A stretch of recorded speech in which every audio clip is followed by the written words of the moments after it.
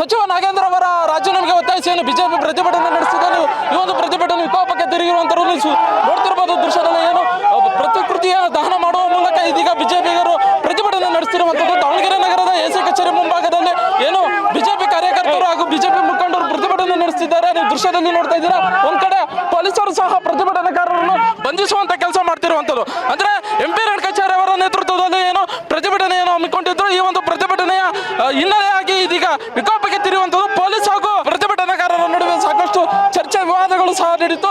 ಈಗ ಏನು ಪ್ರತಿಭಟನಾಕಾರರನ್ನು ಪೊಲೀಸರು ಬಂಧಿಸುವಂತ ಕೆಲಸವನ್ನು ಮಾಡ್ತಿದ್ದಾರೆ. ನೀವು ದೃಶ್ಯದಲ್ಲಿ ನೋಡ್ತಿರ್ಬೋದು. ಏನು ದಾವಣಗೆರೆ ನಗರದ ಎಸಿ ಕಚೇರಿ ಮುಂಭಾಗ ಕಳೆದ 4-5 ದಿನಗಳಿಂದ ಏನು ಬಿ ನಾಗೇಂದ್ರರವರ ರಾಜೀನಾಮೆಗೆ ಆಗ್ರಹಿಸಿ ರಾಜ್ಯಾದ್ಯಂತ ಏನು ಬಿಜೆಪಿಯ ರಾಜ್ಯಾಧ್ಯಕ್ಷರ ಕರೆ ಮೇರೆಗೆ ಪ್ರತಿಭಟನೆಯನ್ನು ಹಮ್ಮಿಕೊಂಡಿದ್ರು. ಈ ಒಂದು ಪ್ರತಿಭಟನೆಯಲ್ಲಿ ಇದೀಗ ದಾವಣಗೆರೆಯಲ್ಲಿ ಏನು ವಾಲ್ಮೀಕಿ ಹಗರಣದಲ್ಲಿ ಅನೇಕ ಹಣವನ್ನು ಲೂಟಿ ಮಾಡಿದಂತಹ ಬಿ ನಾಗೇಂದ್ರರವರು ರಾಜೀನಾಮೆ ನೀಡಬೇಕೆಂದು ಬಿಜೆಪಿಯವರು ಆಗ್ರಹಿಸಿ ಆರೋಪಿಸಿ ಇದೀಗ ಪ್ರತಿಭಟನೆ ನಡೆಸುತ್ತಿರುವಂತದ್ದು.